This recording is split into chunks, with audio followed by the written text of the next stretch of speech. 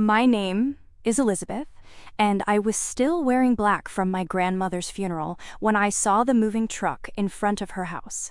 Our house. The one she promised to leave me. Strangers were carrying boxes across the porch I grew up on. And just like that, everything started to unravel. What would you do if the home that held your childhood memories was ripped from your hands by your own family? Stick around, because what I uncovered next was betrayal buried deeper than grief, and I wasn't about to let them get away with it. Let me know where you're watching from, and if you've ever had to fight for something that was already yours. Like, subscribe, and get ready for a story about inheritance, deception, and one woman who refused to be erased.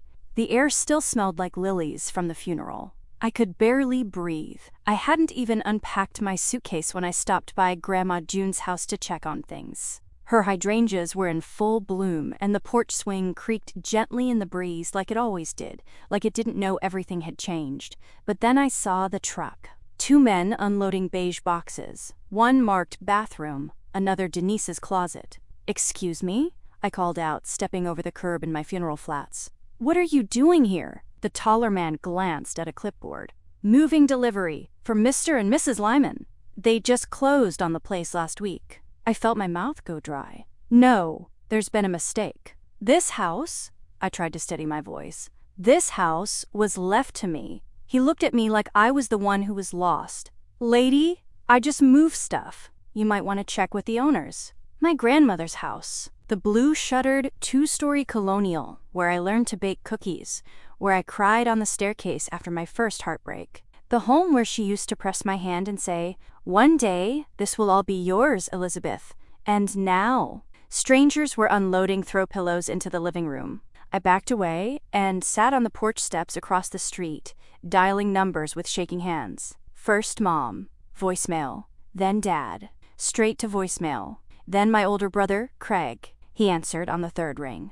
"Hey, Lizzie," he said too cheerfully. "Everything okay?" "They're moving people into Grandma's house," I said. "Right now. A whole family." "I don't understand." She told me I was inheriting it." There was a pause on the line. A long pause. "Ah, yeah, there must have been some mix-up," he said slowly. "We thought you knew." The will was kind of confusing. "Confusing?" I repeated. "She told me explicitly that I was getting the house." "Look," Craig said, his tone suddenly strained. "I'm not sure what was in the will exactly. Dad said there were some errors. Maybe a page missing or something. You should probably talk to him." "A page missing?" I looked back at the house, my house, and saw a little girl taping drawings to what used to be Grandma's kitchen window. My grief hardened into something sharper. I didn't know what yet, but I knew one thing for sure. Something was very, very wrong, and I was going to find out what. When my mother called the next morning and invited me to dinner, her voice was unusually bright. "We haven't all been together since the funeral. It'll be good to see you, sweetheart." I agreed, but not because I missed them. I needed answers. By 6:30, I was pulling up to my parents' split-level home, the same one I'd grown up in, the one Craig had left for college and never looked back at. Mom met me at the door with a practiced smile, her blonde bob too perfect for someone who just buried her mother. "Lizzie," she cooed, wrapping her arms around me. Her perfume hit like an old memory. Vanilla and lavender, comforting and manipulative. "Hi, Mom." Dad was in the kitchen, wearing his favorite plaid apron over his work slacks, stirring something that smelled like guilt and garlic. "Hey, Pumpkin," he said without turning. "Grab a plate. Craig's already here." Craig waved from the dining room, half-heartedly. He looked nervous. Good. He should be. We sat down to a spread so elaborate, it felt like bribery. Roast chicken, rosemary potatoes, grilled asparagus, and a lemon tart Grandma June would have scolded them for attempting. I waited until halfway through dinner. "So," I said, my fork pausing midair, "when exactly did you all decide to sell Grandma's house?" Silence. My mother set down her wineglass too quickly. A thin chime of glass against wood. "Sweetheart, what are you talking about? I saw the moving truck yesterday. People were already moving in.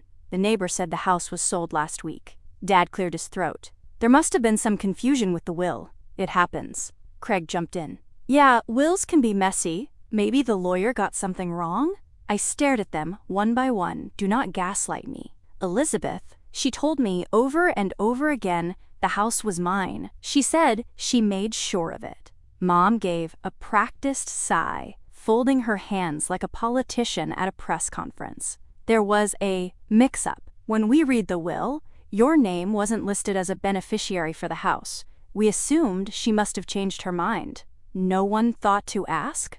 I said, my voice sharpening. To check? To wonder why the granddaughter who cared for her for 2 years wasn't even mentioned? You were always emotional about that house, Dad said carefully. We didn't want to upset you, Craig mumbled.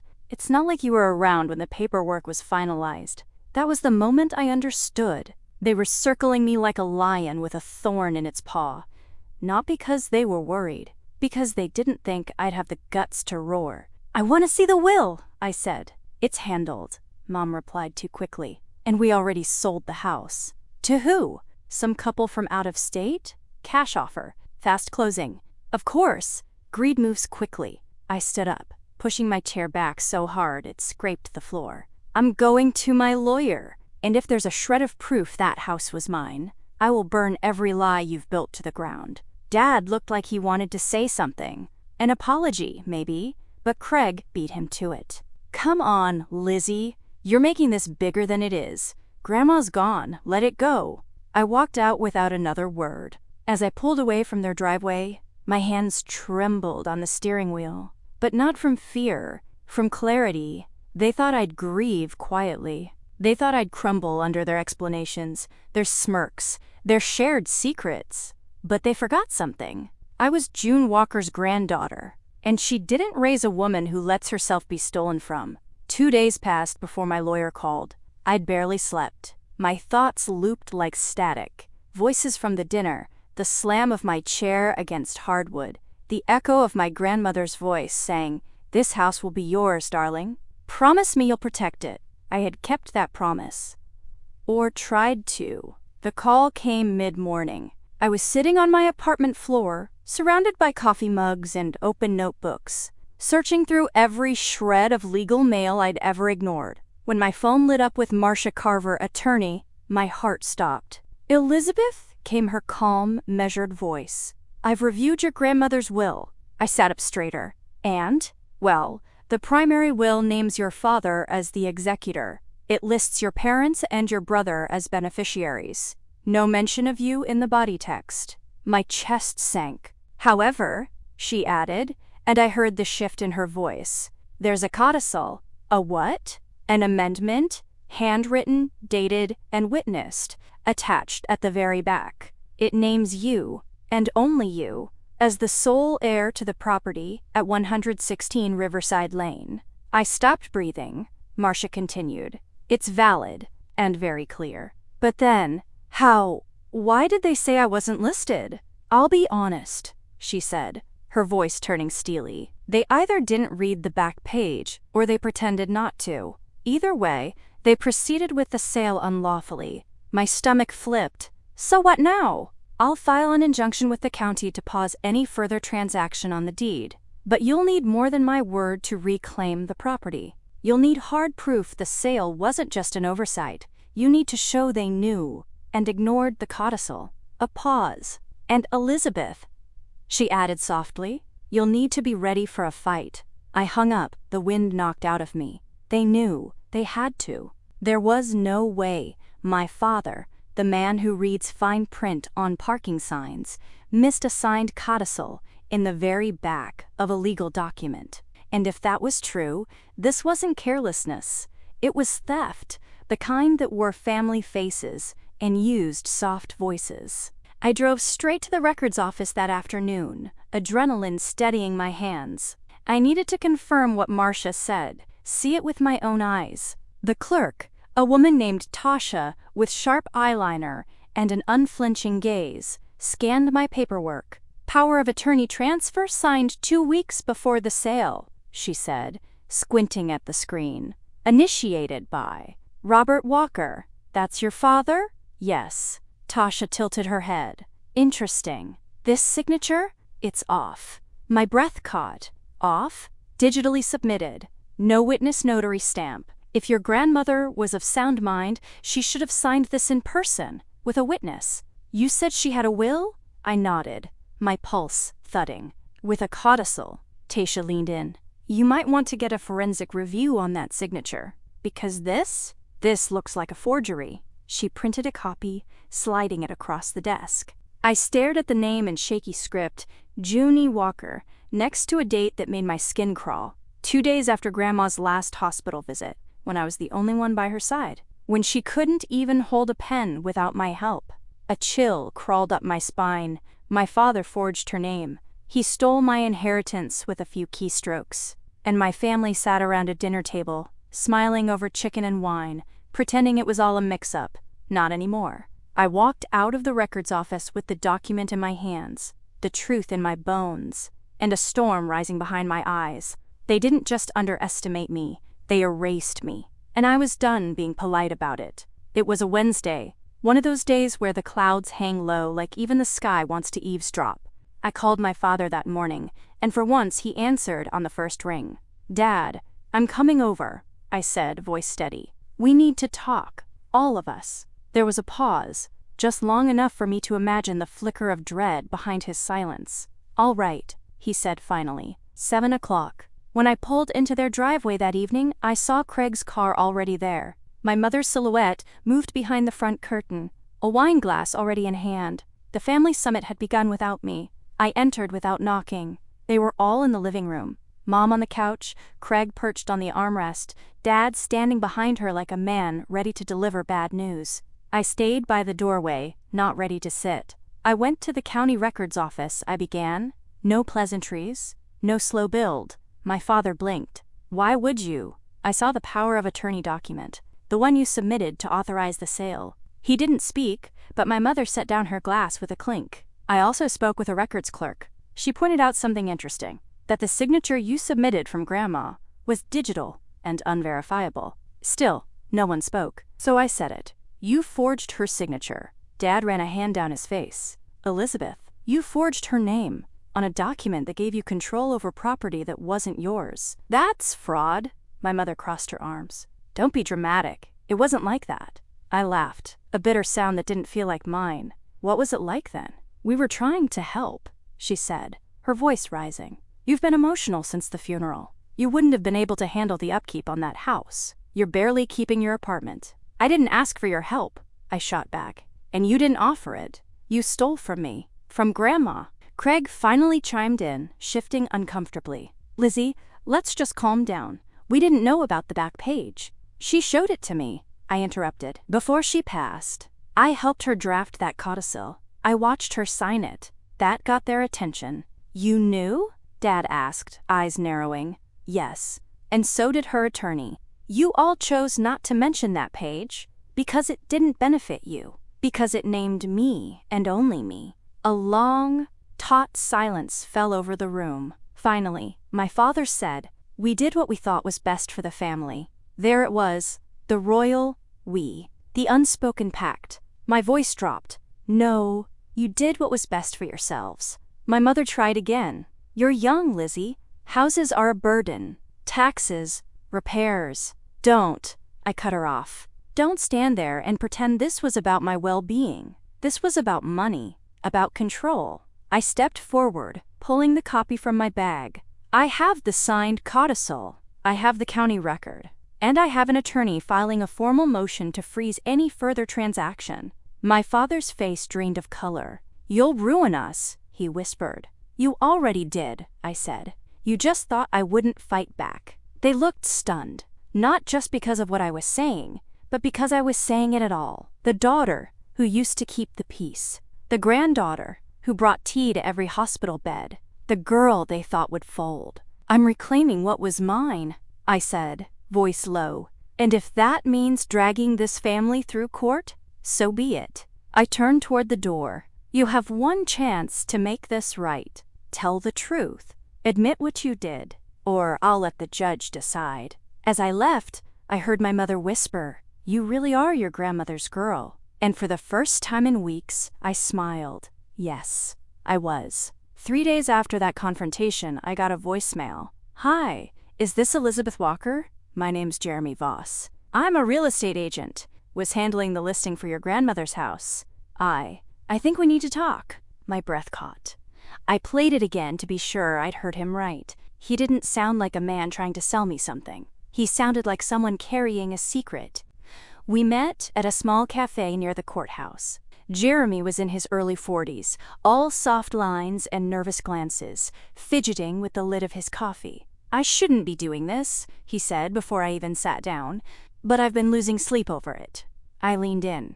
Over what? He lowered his voice. The Walker property, your grandmother's house. I didn't know the whole story until after the papers were signed. What do you mean? He took out his phone and opened an email, scrolling until he found it. When your father first contacted me about the sale, he provided a power of attorney, digital signature. I asked about the will, just to be safe, and he said everything had already been settled by the estate attorney. He was persuasive. I clenched my jaw. He lied. Jeremy nodded. And I believed him.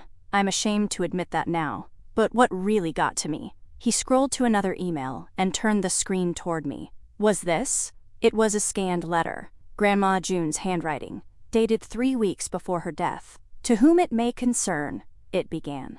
This letter is to confirm that I have appointed my granddaughter, Elizabeth Walker, as the sole inheritor of my residence. Any sale or transfer made without her knowledge is done against my wishes. My eyes filled instantly. I knew her loops and curls by heart. This wasn't just a memory, it was proof. I found it after the sale, Jeremy continued, among some documents your father left in the listing folder. He must have thought it was something else. When I realized what it was too late. The deed had already been transferred. You could lose your license for telling me this, I said quietly.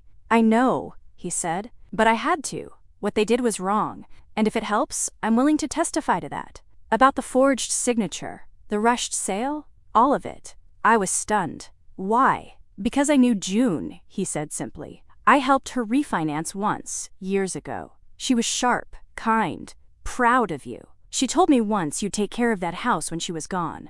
I swallowed hard, trying not to break. Thank you, Jeremy. We shook hands, and I left with a letter tucked into my purse, my fingers gripping it like a lifeline. Outside, the wind had picked up.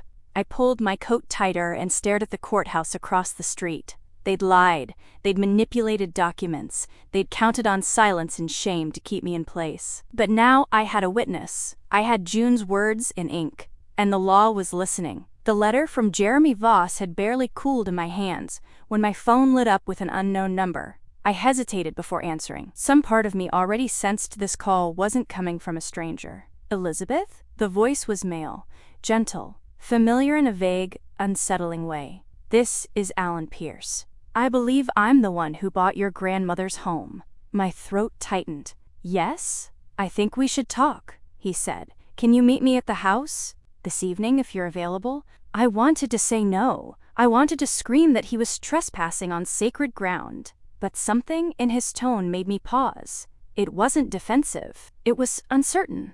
I agreed. By dusk, I was standing at the edge of the porch that once felt like mine, now feeling like a visitor to my own memory. Alan opened the front door and stepped outside. Mid-50s, silver hair, and a weary look in his eyes, like someone who had seen enough to recognize trouble. Thank you for coming, he said. I didn't shake his hand. He gestured toward the porch swing. Mind if we sit? I said nothing, but I followed. I didn't know, he began after a long silence. When we bought the house, I didn't know there was anything shady about the sale. Your father made it seem like everything was clean. Said the house had been a burden.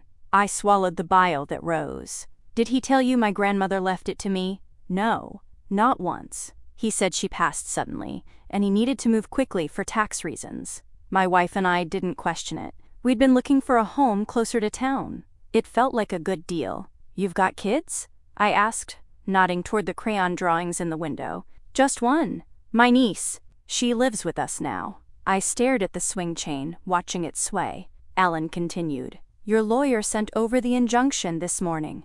I don't blame you, but I'd like to propose something unusual. I turned slowly. I'm listening. I don't want this house under false pretenses. If what you're saying holds up in court, and it looks like it might, we'll reverse the sale. But I need something from you. Here it came, the catch. We've put nearly 20 grand into renovations since we moved in, he said. New floors, roof repairs, a second-hand water heater. I'm not asking you to pay that back out of pocket, but if you can show legal proof that the house is rightfully yours and commit to covering the return of funds from the sale or giving us time to resell and recoup, then we'll withdraw. I narrowed my eyes. You want me to buy back my own inheritance. Not buy back, he said gently, just prove what's yours, and let us walk away clean.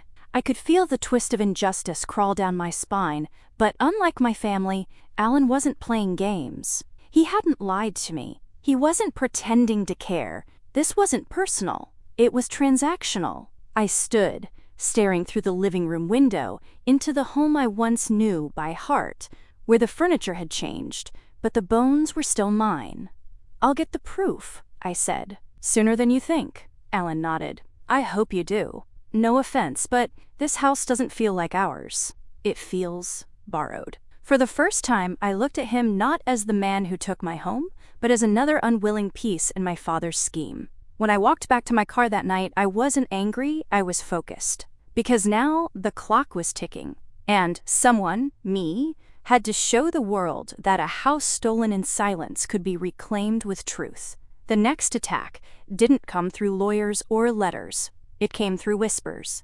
I found out from my coworker Dana, who cornered me near the office microwave that Monday morning. Hey, just a heads up, she murmured, glancing around. Your brother, Craig, right? He reached out to my cousin, the one who works HR at the county courthouse. My stomach dropped. He said there were mental health concerns, she continued awkwardly. That you might be unstable, that your lawyer's overstepping. Dana's cousin said he wanted to give you a fair warning before it snowballed.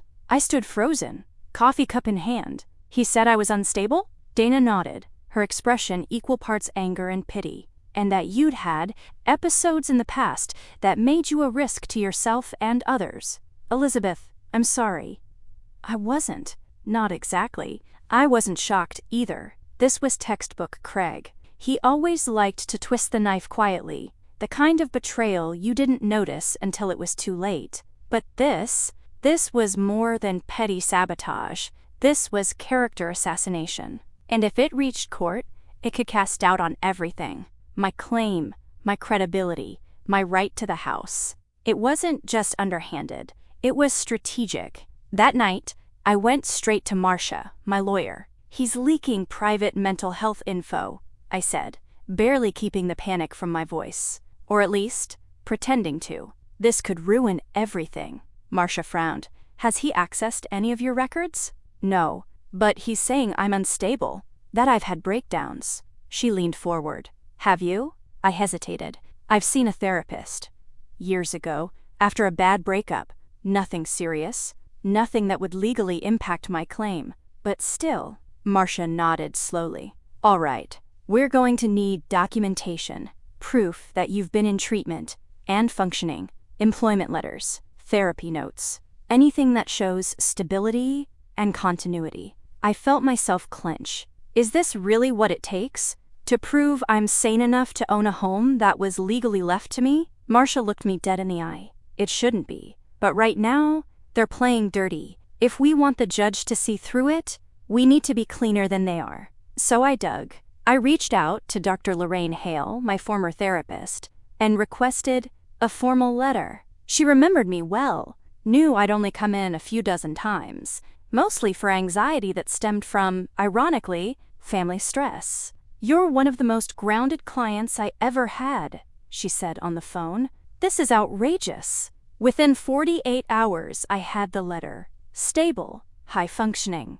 No diagnoses that would impair judgment or legal competency. I paired it with a letter from my employer, verifying 5 years of consistent work, promotions, and glowing evaluations. Craig could spin all the stories he wanted. But I had receipts, and when I saw him 2 days later, on accident, at the grocery store of all places, I didn't flinch. He gave me that familiar smirk, like we were still playing high school pranks, instead of rewriting each other's futures. I heard you've been busy, he said, reaching for a box of cereal like we weren't enemies now. Stay out of my records, I replied calmly. And if you smear me in court, I'll drag you under oath and ask you to repeat every single lie out loud." His smirk faltered. "Just enough. You always take things so seriously, Liz." "I take theft seriously," I said. "I take truth seriously." He gave a little laugh and turned to walk away, but before he did, he added, "You'll lose more than just a house, you know. Families don't forget things like this." I stared at his back and whispered to no one, "Good. The courtroom didn't look like the place where your life changes." It smelled like old paper and floor polish. The pews were hard, and the lighting was too sterile to hold the weight of betrayal. But there I was, seat pressed against my spine, heels tucked neatly beneath the bench, watching the judge flip through pages that held everything I'd fought for. Marcia sat beside me, poised and calm, her legal pad filled with neat handwriting and red-inked reminders. Across the aisle, my father and Craig whispered behind a stack of folders, their attorney leaning in like this was just another transaction. My mother wasn't there. She'd opted out of the mess, choosing plausible deniability over loyalty. I wasn't surprised. "Court is now in session," the bailiff called. The judge looked up, glasses low on his nose. "Ms. Walker, you're bringing suit to contest the sale of your late grandmother's estate?" "Yes, Your Honor." "And you claim you were named sole heir to the property?" "Yes, in a codicil attached to her will." He nodded. "Let's begin." Marcia opened strong, presenting the codicil, the original, signed and witnessed, with Grandma June's unmistakable cursive. Then came the real estate letter from Jeremy Voss, admitting he had been misled by my father. The judge read that one twice. My father's lawyer objected, of course. Said the signature on the codicil looked, quote, "convenient." Said there was no proof my grandmother had the capacity to amend her will so close to her passing. That's when Marcia dropped the letter from Dr. Halston, Grandma's own physician, confirming she was of sound mind and sharp as a tack until the week before her death. Then came the forged power of attorney. Tasha from the records office had submitted an affidavit pointing out the inconsistencies, and Marcia brought in a handwriting analyst who reviewed both my grandmother's known signature and the digital one on the POA document. "They are not the same," the analyst stated under oath. "The stroke patterns are inconsistent. The forgery is crude. I didn't look at my father then. I didn't have to. I could feel the heat of his shame radiating from the other side of the courtroom." Then Marcia introduced the final blow, a letter from Dr. Lorraine Hale. Clean, clinical, and unflinching. "In my professional capacity as Ms. Walker's therapist, I confirm she has no psychological conditions that would impair her decision-making or behavior. She has functioned responsibly and independently for the duration of our sessions." The judge lifted an eyebrow, and this was submitted in response to, quote, "Marcia didn't miss a beat to counter unverified claims made by the defense attempting to discredit my client's mental stability." Craig shifted in his seat. For once, he didn't look so smug. The judge leaned back. He didn't speak for a long time, just thumbed through the documents again, letting the weight of them settle like dust. "Mr. Walker," he finally said, addressing my father, "you are being accused of document tampering and submitting a forged legal power to sell property that was not legally yours. How do you respond?" My father stood. "I thought it was for the best." The judge raised a brow. "For the best. For the family," he clarified weakly. "Elizabeth, she was emotional. It didn't seem like something she could handle." The judge tapped the papers before him. "So you took matters into your own hands, without verifying the will, without consulting the attorney listed, without even confirming your daughter's awareness of the sale?" No answer. "Court will reconvene tomorrow for ruling," the judge said. I exhaled for the first time in hours, not in victory, but in validation. Outside, the sky was pale and sharp with spring air. Marcia clutched my elbow gently. "I think we're ahead," she said. "That judge didn't like being lied to." "I don't think I did either," I murmured. We didn't win that day, but I could feel it. Truth had changed the room. And tomorrow, it would change everything else. The next morning, I stood outside the courthouse for a long time before walking in, just breathing, just remembering. I remembered how my grandmother used to sit on her porch swing and tell me stories about the house, about how she and Grandpa laid the first bricks together with their bare hands. I remembered watching fireflies from the upstairs window as a child, and how she once tucked a note under my pillow that read, "You're the strongest part of this family, Lizzie. Never forget that." I'd almost forgotten, until now. Inside, the courtroom was quiet. Fewer people today. No more arguments. Just consequences waiting to be spoken aloud. The judge entered, shuffled papers, and addressed the room. In the matter of Walker versus Walker et al., regarding the sale of the property located at 116 Riverside Lane, this court has reviewed all submitted documents, testimony, and legal affidavits. He looked directly at my father. It is the finding of this court that the property sale was unauthorized. The codicil naming Ms. Elizabeth Walker as the sole heir is valid and legally binding. I barely heard what came next over the roaring silence in my ears. The house will be returned to Ms. Walker immediately. Furthermore, Mr. Robert Walker is fined for submitting falsified documentation, and the case will be referred to the district attorney for further review of potential fraud. Quote, he turned to Craig. Regarding the unfounded mental health allegations used in attempt to discredit the claimant, this court finds them irrelevant, defamatory in nature, and in bad faith. Mr. Craig Walker is hereby barred from any future involvement in Ms. Walker's legal affairs, and any visitation or influence related to this property is revoked. It was official. My grandmother's house was mine again. Legally, publicly, irrevocably. My hands trembled slightly as I gathered my things. I didn't look at my father.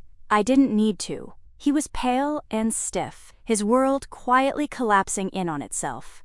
Craig sat back in his chair, stunned. He'd been so sure they'd get away with it. They didn't. Outside the courthouse, Marcia smiled at me, more with her eyes than her mouth.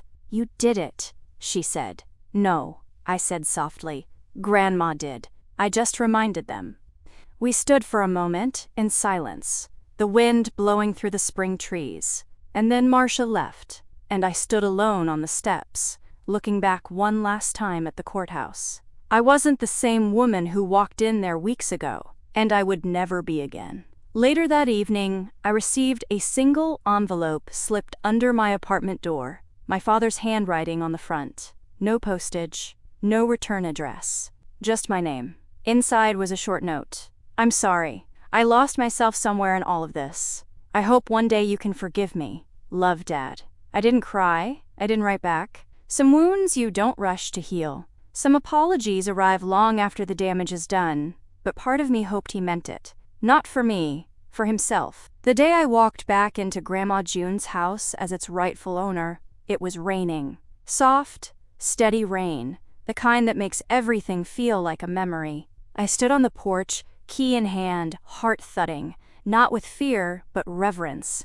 I slid the key into the lock. It turned with a soft click. The door creaked open. The air inside was different, not just from the weeks of unfamiliar furniture or faint perfume from the woman who had lived here briefly. It was heavier, a house that had braced itself for war and waited to exhale. I stepped in and shut the door behind me. Silence. Every corner whispered, "You fought for me. You came back." I walked slowly through the rooms, my fingertips brushing against the walls like I was reacquainting myself with an old friend. The new owners had been decent. They'd removed their belongings cleanly. The bones of the house remained.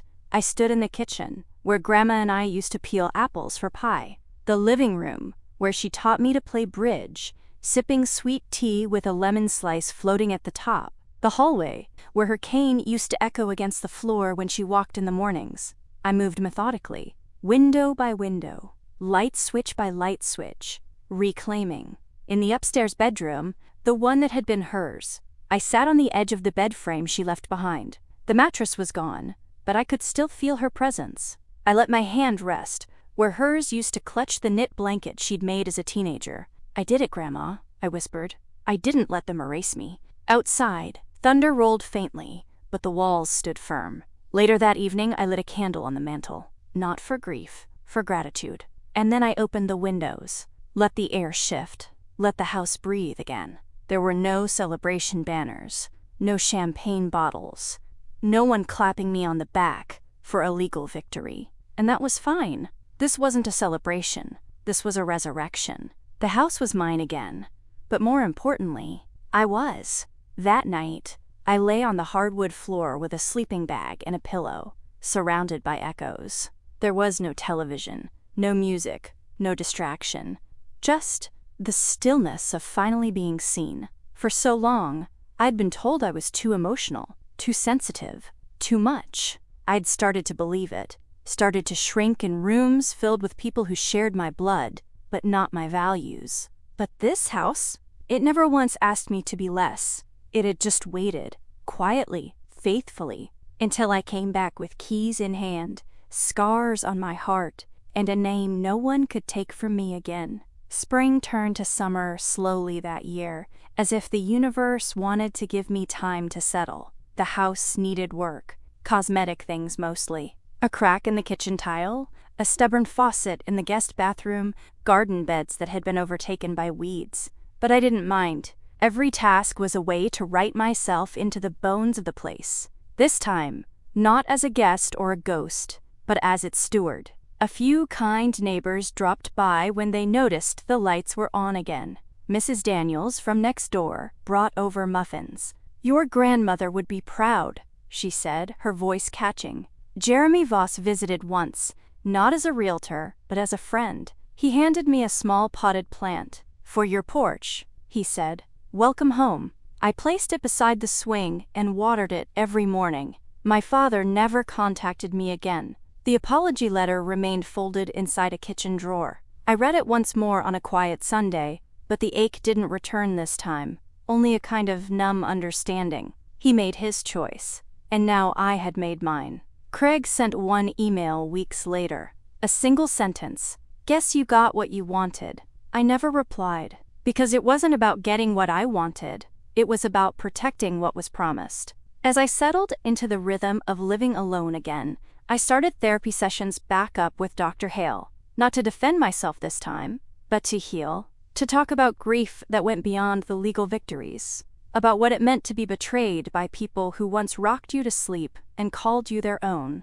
"You didn't break," Dr. Hale said gently during one session. "You redefined yourself." I thought about that often. Some days I missed my family, the idea of them at least, the version I thought I had, the holidays and shared dinners, the unconditional love people write poems about. But then I'd remember the kitchen confrontation, the smirk on Craig's face, the forged signature, and the sadness turned to clarity. One morning, I found myself in the attic, rummaging through a box of my grandmother's things I hadn't yet unpacked. At the very bottom was a photo of her and me, gardening when I was 8. She was laughing, head back, eyes crinkled. On the back, in her handwriting, "She'll bloom no matter where they try to bury her." I framed it and set it on the mantel. A few months later, I hosted a small gathering, just friends, neighbors, and people who had shown me loyalty when it mattered. We ate on the back porch, under string lights, with homemade lemonade and music playing from a vintage radio I found in the attic. Maya came, of course. She hugged me tight when she saw the framed photo. "You look like her now," she whispered. I smiled.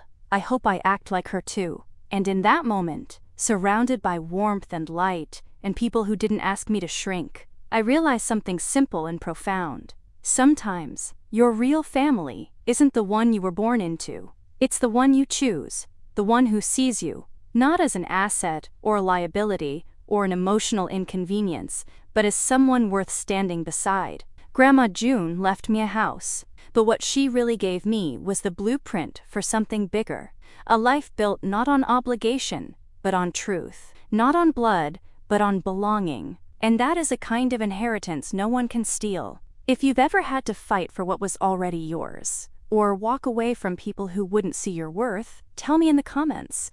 I'd love to hear your story. And if this one meant something to you, like, share, and subscribe for more true stories about finding strength in betrayal. Thank you for listening. And remember, you deserve to be chosen, even if you have to choose yourself first.